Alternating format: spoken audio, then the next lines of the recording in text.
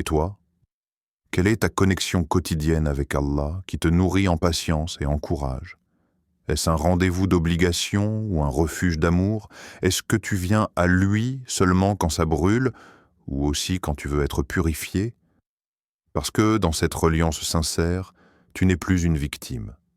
Tu es un serviteur de celui qui ne t'abandonne jamais. Section 7. Chercher du soutien, la force des liens sincères. Il y a des blessures que l'on ne peut pas soigner seul, des fardeaux trop lourds à porter sur une seule épaule. Et pourtant, combien de fois as-tu gardé le silence par peur d'être jugé? Combien de fois as-tu minimisé ta douleur pour ne pas déranger, pour ne pas faire d'histoire? Mais Allah, dans sa sagesse infinie, ne t'a pas créé pour vivre isolé. Il t'a créé dans une umma, une communauté, un corps spirituel où chacun soutient l'autre. Et il nous rappelle, les croyants ne sont que des frères. Établissez la paix entre vos frères et craignez Allah afin qu'on vous fasse miséricorde. Sourate Al-Hujurat 49, 10. Des frères, des sœurs, pas seulement de sang, mais de foi. Des gens qui comprennent, pas seulement ce que tu dis, mais ce que tu t'es. Des gens qui ne minimisent pas ta douleur, qui ne te disent pas « tu exagères », mais qui murmurent « je suis là, je comprends ». Il y avait ce jeune homme, brisé de l'intérieur. Dans sa famille, un père autoritaire, narcissique, manipulateur. Aucune parole n'était jamais assez bien. Aucune réussite n'était reconnue. Il avait appris à se taire, à plaire, à s'effacer. Mais un jour, lors d'une prière en mosquée, un frère plus âgé l'a vu. Pas son visage, mais sa fatigue. Il lui a tendu la main. L'a invité à un petit cercle de rappel. Pas de grandes leçons, juste un espace sain, sincère, fraternel.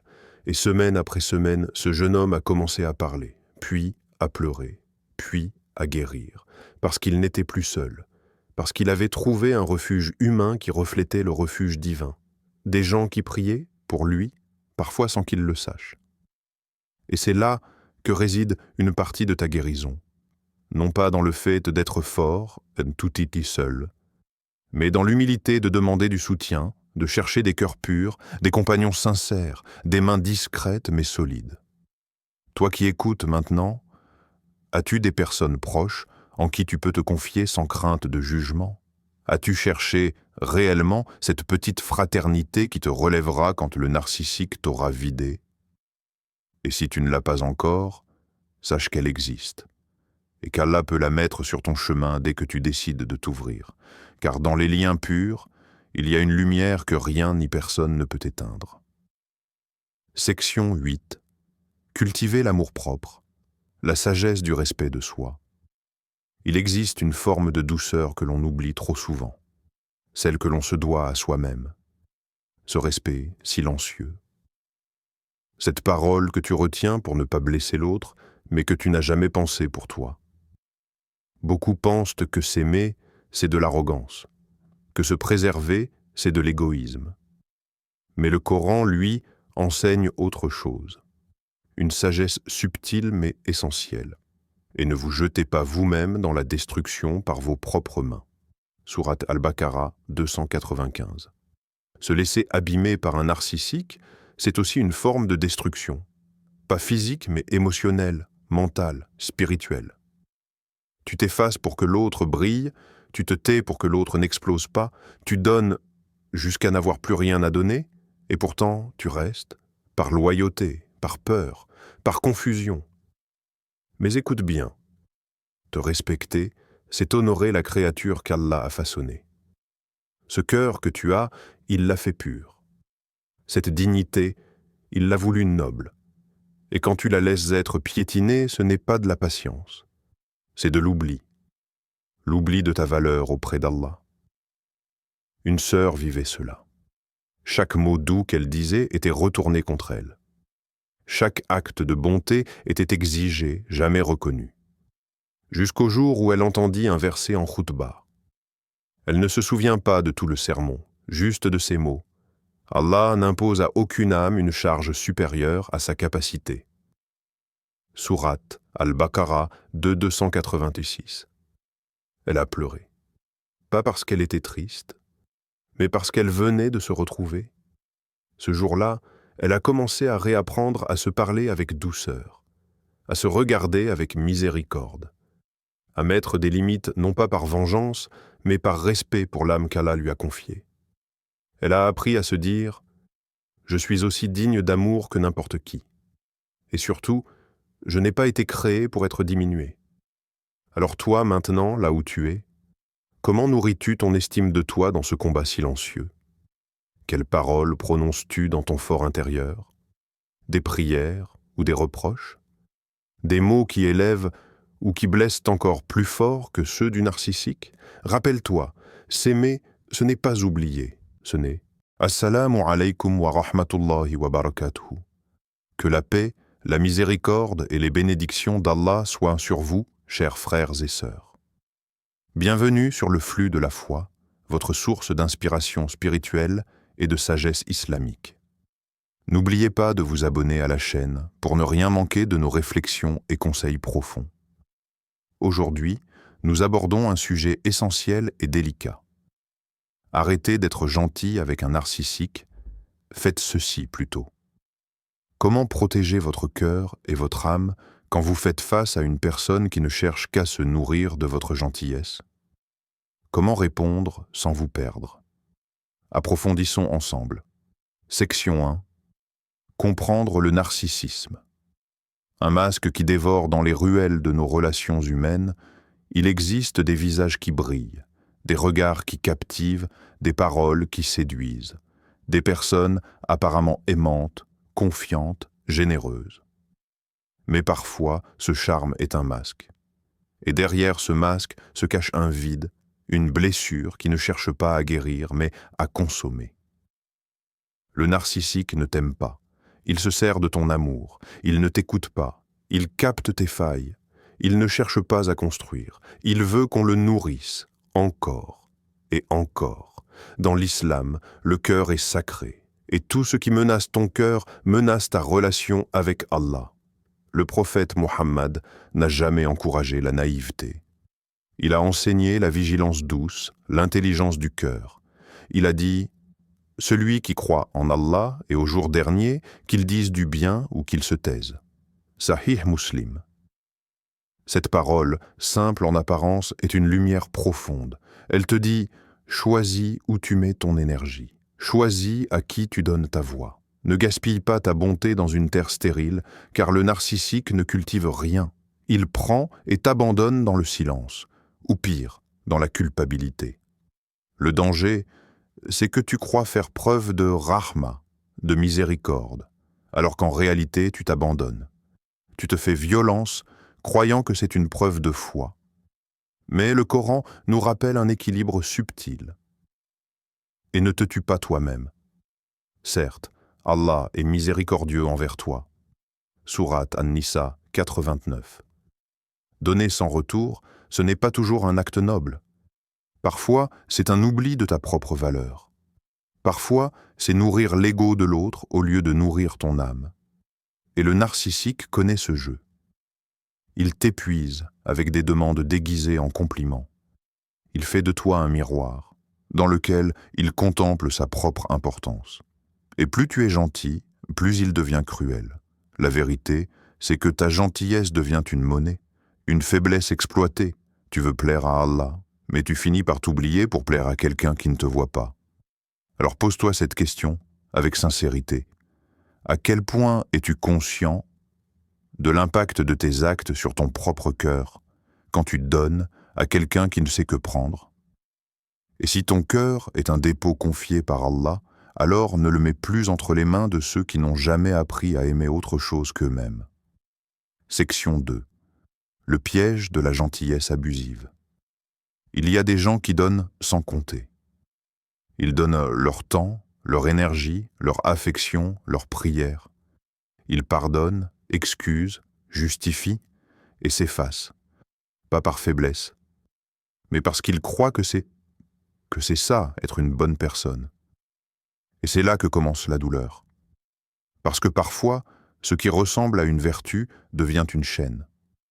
La gentillesse, sans limite, devient une forme d'abandon de soi. Et certaines personnes, au lieu de reconnaître cette douceur, la piétinent. Elles l'utilisent, elles s'y habituent, et elles finissent par croire que tu leur dois cette bonté. Mais Allah t'a donné une âme, un cœur, une dignité. Le Coran nous offre un rappel puissant. Et ne détourne pas ton visage des gens avec orgueil, et ne foule pas la terre avec arrogance. En vérité, Allah n'aime pas tout arrogant plein de glorioles. Sourate Luqman 31-18. Ce verset, souvent cité pour dénoncer l'arrogance, contient aussi un message caché. Il t'interdit d'être hautain, oui, mais il ne t'ordonne pas de t'écraser. Être humble, ce n'est pas t'effacer. Être doux, ce n'est pas dire oui à tout. Être patient, ce n'est pas rester dans l'injustice. Il y avait cette sœur, douce, croyante, dévouée. Elle croyait que son mariage devait tout supporter. Alors elle portait tout, les critiques, les humiliations, les silences blessants. Elle pensait qu'en restant gentille, en se taisant, il finirait par changer. Mais le narcissique ne change pas parce que tu te tais. Il change quand tu poses une frontière, une vérité. Et un jour, elle s'est réveillée vide. Elle avait tout donné, sauf à elle-même. Ce n'était pas du sabre, la patience. C'était de l'autodestruction. Et quand elle a commencé à dire non, non nos abus, non nos manipulations, non nos chantages émotionnels, elle n'a pas perdu sa foi. Elle l'a retrouvée. Parce que Allah ne veut pas que tu t'éteignes dans une relation toxique. Il veut que tu vives avec lumière, avec équilibre, avec respect de ton âme. Alors, pose-toi cette question, et ose être honnête avec toi-même. Te rends-tu compte que ta gentillesse peut être exploitée si tu n'imposes pas de limites? Et si ta bonté est une fleur, apprends à la protéger des mains qui arrachent au lieu de cueillir. Tu n'es pas né à peu pour te sacrifier à ceux qui ne voient en toi qu'un miroir de leur pouvoir. Tu es né, pour te rapprocher d'Allah. Et parfois, cela commence par dire « stop ». Section 3. Fixer des limites.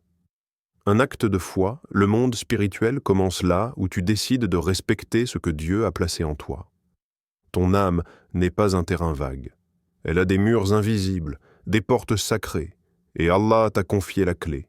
Fixer des limites n'est pas un luxe. C'est une obligation spirituelle. Ce n'est pas une réaction d'orgueil. C'est un acte de conscience.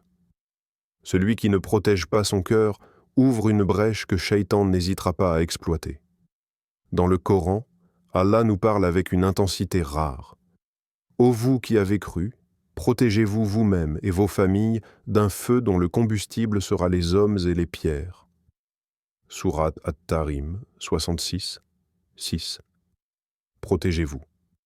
Pas seulement contre les ennemis visibles, mais aussi contre les abus émotionnels, les influences toxiques, les mots qui empoisonnent et les regards qui diminuent. Protégez-vous de ceux qui prennent sans jamais donner, de ceux qui te manipulent au nom de l'amour, de l'amitié ou même du devoir. Et comment commence cette protection? Par une phrase simple. Non. Non, je ne me laisserai pas dévaloriser. Non, je ne permettrai plus que ma gentillesse soit interprétée comme de la faiblesse. Non, je ne me tairai pas lorsque mon âme crie à l'injustice. L'histoire d'un frère vient en écho à ce combat intérieur. Il travaillait avec un collègue narcissique, toujours à prendre le mérite, toujours à exiger, toujours à manipuler sous couvert de partenariat. Pendant longtemps, ce frère se taisait. Il pensait que faire preuve de patience, c'était rester dans le silence. Mais un jour, il a décidé d'apprendre à dire non, pas avec colère, pas avec agressivité, avec fermeté et avec foi. Et tu sais ce qu'il a découvert? Que chaque non qu'il prononçait n'était pas une barrière contre les autres, mais un pont vers lui-même. Il retrouvait un espace intérieur, un calme, une lumière. Parce que fixer des limites, ce n'est pas fermer les portes à l'amour, c'est fermer les portes à la manipulation. Et Allah aime les serviteurs qui vivent avec honneur, équilibre et conscience de leur valeur. Toi aussi, pose-toi cette question, aussi sincèrement que possible. Quelles limites as-tu posées aujourd'hui pour préserver ta paix intérieure? Et si la réponse est « aucune », alors rappelle-toi, ta foi mérite un cœur protégé, pas un cœur piétiné. Section 4. Le pouvoir du silence, répondre sans se perdre. Il y a des batailles qu'on gagne sans lever la voix. Il y a des victoires intérieures que l'on obtient non par la parole, mais par le silence. Face à un narcissique, chaque mot que tu dis peut devenir une arme retournée contre toi. Tu expliques, tu te justifies, tu cries, tu t'épuises, et il reste calme. Ou pire, il se nourrit de ta réaction. Parce que le conflit est son terrain, l'émotion, son carburant, ton désarroi, son spectacle préféré. Et si tu changeais les règles du jeu? Le prophète Muhammad nous a donné une boussole infaillible. Celui qui croit en Allah et au jour dernier, qu'il dise du bien ou qu'il se taise. Sahih Muslim. Ce n'est pas de la passivité. C'est une stratégie sacrée. Ce n'est pas fuir. C'est te recentrer. Ce n'est pas abandonner. C'est préserver ton énergie, ta dignité, ta foi. Dans le silence, il y a un écho, un miroir tendu à l'autre, un vide qui l'oblige à entendre ses propres mots. Et parfois, ce vide est plus assourdissant que toutes les ripostes. Il y avait cette femme douce, pieuse, généreuse. Elle vivait sous l'ombre d'un proche au cœur froid, aux paroles acérées. Chaque discussion tournait à l'humiliation, chaque réponse devenait une escalade, jusqu'au jour où elle a choisi le silence.